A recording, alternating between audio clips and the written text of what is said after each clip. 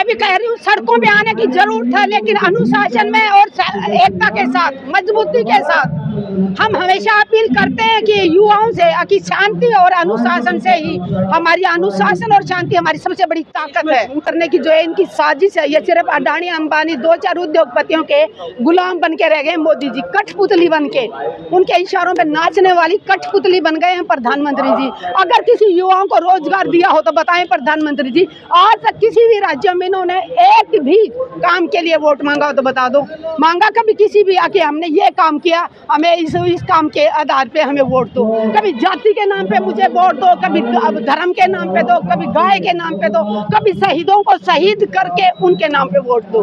तो ऐसे देश नहीं चलता है। पार्टियों में मत बटो। मैं देश के युवाओं से अपील करती हूँ जो बीजेपी के साथ भी जुड़े हैं, जो आप मान लिया कि तुम मुझसे प्यार करते हो प्रधानमंत्री जी से, लेकिन अगर देश हित में कोई कानून नहीं है, काम नहीं कर रही है सरकार, तो खुल के उसका विरोध करो। आचार्य हैं वो ये कह रहे हैं कि ये जो जज बन के बैठे हैं ये देश के लिए ठीक नहीं है। कौन बोल रहे हैं? अनुद्धाचार्य जो महिलाओं के लिए पहले टिप्पणी कर रहे थे। जी जी, वही महिलाओं का सम्मान तो जय इनके बाबा हो। कोई बोलता है कि महिला है ना, जिसकी मांग में सिंदूर ना हो, समझो वो प्लॉट खाली है। अरे प्लॉट को खरीदते और बिक्री करते हो तो क्या महिलाओं का तुमने बिक्री की चीज का सम्मान बना दिया? और प्रधानमंत्री जाके उसको बोलते ये मेरा छोटा भाई है। तो उससे लोगों को समझना होगा, जो अनाज खाता है उसको अक्ल है कि जो महिलाओं का अपमान करता है उनको प्रधानमंत्री जी अपना दोस्त बनाते हैं। तो इससे शर्म की बात और क्या होगी? देश में धर्म भी जरूरी है कहते हैं। अरे धर्म जरूरी है, मैं मानती हूँ, तो अपने अपने धर्म को अपने तक सीमित रखो। आप किस धर्म को मानते हो, आप अपने धर्म का सम्मान करो। मलिक जी को आज श्रद्धांजलि दी जा रही है, लेकिन सरकार की तरफ से या भाजपा की तरफ से क्यों नहीं दी गई है? देखिए सर, सबसे बड़ा मान सम्मान जनता का होता है, और आज देश के कोने कोने से सब लोग यहाँ पे पहुँचे हैं, तो सबसे बड़ा सम्मान जनता का होता है। सरकार ने अपनी छोटी सोच दिखाई है कि किसी महान पुरुष को उसके सम्मान से वंचित रखना, वो सत्यपाल मलिक जी का अपमान नहीं हुआ, सरकार ने खुद अपना अपमान किया है। जो लोग जो अंधभगत बने हुए थे उनको भी आंखें खुली हैं कि ये सत्ता में बैठे लोग किसी के नहीं हैं, ये सिर्फ व्यापारी है। इनका जहाँ पे फायदा होता है वहाँ पे उन्हीं लोगों से ये बात करते हैं, उन्हीं लोगों को सम्मान करते हैं। आपने देखा होगा लाल कृष्ण आडवाणी जी को भी इन्होंने कैसे एकदम नकारा था। प्रधानमंत्री जी का वो वीडियो सबके सामने आया था कि लाल कृष्ण आडवाणी जी इनको प्रणाम कर रहे थे और ये बिना उनका नमस्ते लिए हुए आगे बढ़ गए थे। सम्मान दे रहे हैं 10,000 महिलाओं को, आर्थिक मदद भी करेंगे सरकार के लिए। जीएसटी कम कर दी। मैं ये जीएसटी अभी कम कर दी, बढ़ाई क्यों थी मुझे ये समझ में नहीं आ रहा। एक तरफ प्रधानमंत्री जी बोल रहे हैं कि देश हित में जीएसटी कम कर रहे हैं, तो जिस टाइम लागू की थी तब क्या था? तब हित में कितने एमएलए को खरीदने के लिए, एमपी को खरीदने के लिए कितना पैसा चाहिए प्रधानमंत्री जी को? प्रधानमंत्री जी ने एमएलए एमपी खरीदने के लिए जनता से, जनता की जेब से पैसा निकाला। कभी जीएसटी के नाम पे निकाला, कभी कोरोना के नाम पे निकाला। कोरोना के नाम पे भी भीख मांग रहे थे, तो लोगों का जेब से पैसा निकाल के एमपी एमएलए खरीदने के लिए करते हैं, तो शर्म आनी चाहिए। देश बेच दिया सरकार ने। उत्सव मनाना चाहिए। किस चीज का उत्सव मनाएं? जो हमारे पुलवामा में 40 शहीद हो गए उनका उत्सव मनाएं, या 26 हमारे पहलगांव में शहीद हो गए उनका, किस चीज का उत्सव मनाएं? हम शहीदों की लाशों पे उत्सव मनाएं? शर्म तो है नहीं लोगों को। देश है वो देश बेच के खा गए ये लोग। अभी जनता को जब तक जनता नहीं जागेगी ना, नेपाल में आप लोगों ने देखा होगा ना, सहन शक्ति की भी एक सीमा होती है, और जिस दिन सहन शक्ति खत्म हो जाती है। लेकिन मैं देश के युवाओं से अपील करती हूँ कि शांति बनाए रखें। नेपाल के लोगों की तरह जोश में होश नहीं खोना है मेरे भाइयों, युवा साथियों, जितने भी हमारे युवा बच्चे हैं सबसे अपील करती हूँ, सत्ता अगर ढंग से काम नहीं कर रही है तो सत्ता बदलने के लिए आंदोलन करें, मजबूती से लड़ें, अपनी आवाज को बुलंद करें, लेकिन अपने देश का 1 रुपये का भी नुकसान नहीं करना, क्योंकि वो अपना पैसा है। देश की किसी भी चीज को अगर आप नुकसान पहुँचाते वो हमारा नुकसान है। नेपाल के युवाओं ने जो जोश में होश खो हिंसा तो हो रही है, नहीं तो ये मजबूर कर रहे हैं ना। बहुत से युवा हैं कंट्रोल नहीं कर पाते, बहुत से ऐसे युवा हैं जो गुस्सा आता है कि हम इतने सालों से पढ़ाई कर रहे हैं, कोचिंग ले रहे हैं, एग्जाम देने बेचारे 100 किलोमीटर 150 किलोमीटर युवा जा रहे हैं, एग्जाम देके घर नहीं पहुंचते, उस टाइम मैसेज मिलता है कि पेपर लीक हो गया। तो किसकी गलती है? अरे विपक्ष इससे बाहर कब निकलेंगे मोदी जी? हमेशा विपक्ष को हम तो 11 साल से यही सुन रहे हैं, नेहरू ने ये किया, इंदिरा ने ये किया। अरे वो तो सबकी आंखों के सामने है जो कांग्रेस ने किया। अगर आप लाए हैं तो आप अपना काम करके दिखाइए ना, दूसरों की कमियां निकालते रहेंगे। कितने साल चाहिए प्रधानमंत्री जी को कांग्रेस की कमियां निकालने के लिए? कुछ अच्छा काम करके दिखाएं, लोग अपने आप कमियां निकालेंगे। पिछली सरकार में, पिछली सरकारों से अच्छा काम करके दिखाएं। पिछली सरकारों ने जो हॉस्पिटल बनाए उनसे ज्यादा हॉस्पिटल बना के दिखाएं, मेडिकल कॉलेज बना के दिखाएं, इंजीनियरिंग कॉलेज बना के दिखाएं।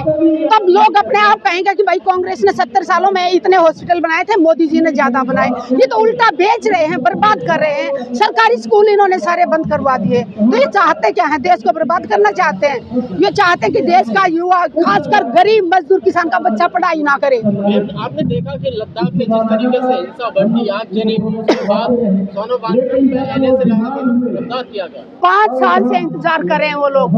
हजारों किलोमीटर चल के सोनम वांगचुक दिल्ली पहुंच रहे थे, रास्ते में लाठियां बरसाई गई थी उनको गिरफ्तार किया गया था।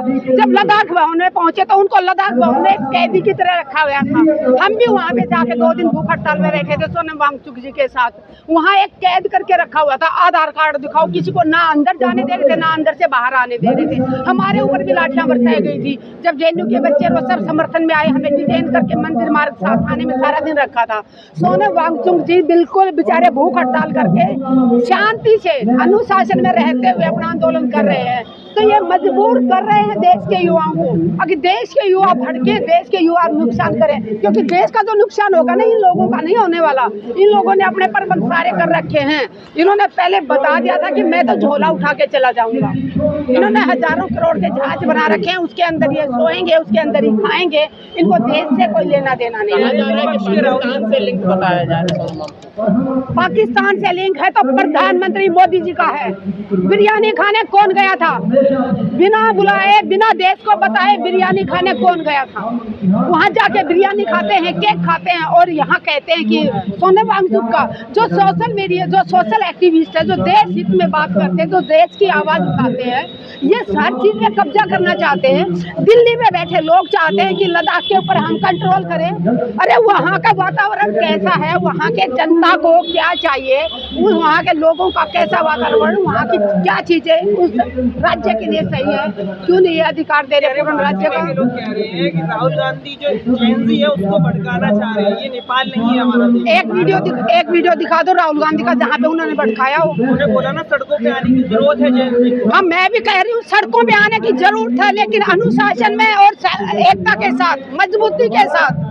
हम हमेशा अपील करते हैं कि युवाओं से कि शांति और अनुशासन से ही, हमारी अनुशासन और शांति हमारी सबसे बड़ी ताकत है। झूठ फैला रहे हैं राहुल गांधी, कभी वोट चोरी के नाम पे, कभी प्रधानमंत्री को गलत बोलते हैं। आपको भी ये लगता है कि वो झूठ फैला रहे हैं? अरे जो वो सबूत देते हैं, एक कमरे के अंदर अगर 80 लोगों का आप वोटर दिखा रहे हो एक ही कमरे के घर में, तो सच्चाई देश के सामने आ गई। अब भी आप लोगों को झूठ लगता है?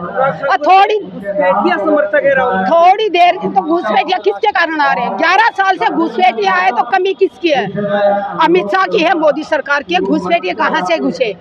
सरकार किसकी है? इंटेलिजेंस क्या कर रहा है? क्या सरकार ने? कांग्रेस की कमी से ये शुरू से चलता रहा है, हम धीमे धीमे कम करते जा रहे हैं। कितने साल लगेंगे आपको? धीमे धीमे देश को बर्बाद कर रहे हैं। 70 सालों में जो देश यहाँ तक आया था, ये नीचे ले आए हैं देश को।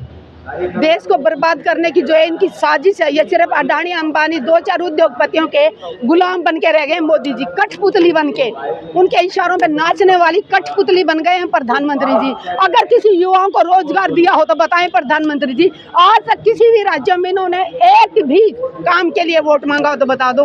मांगा कभी किसी भी आके हमने ये काम किया, हमें इस काम के आधार पे हमें वोट दो?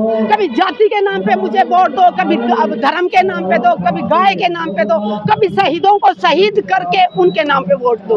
तो ऐसे देश नहीं चलता है। पार्टियों में मत बटो। मैं देश के युवाओं से अपील करती हूँ जो बीजेपी के साथ भी जुड़े हैं, जो आप मान लिया कि तुम उससे प्यार करते हो प्रधानमंत्री जी से, लेकिन अगर देश हित में कोई कानून नहीं है, काम नहीं कर रही है सरकार, तो खुल के उसका विरोध करो। मुद्दाचार्य हैं वो ये कह रहे हैं कि ये जो जज बन के बैठे हैं ये देश के लिए ठीक नहीं है। कौन बोल रहे हैं? अनुद्धाचार्य जो महिलाओं के लिए पहले टिप्पणी कर रहे थे। जी जी, महिलाओं का सम्मान तो जय इनके बाबा हो।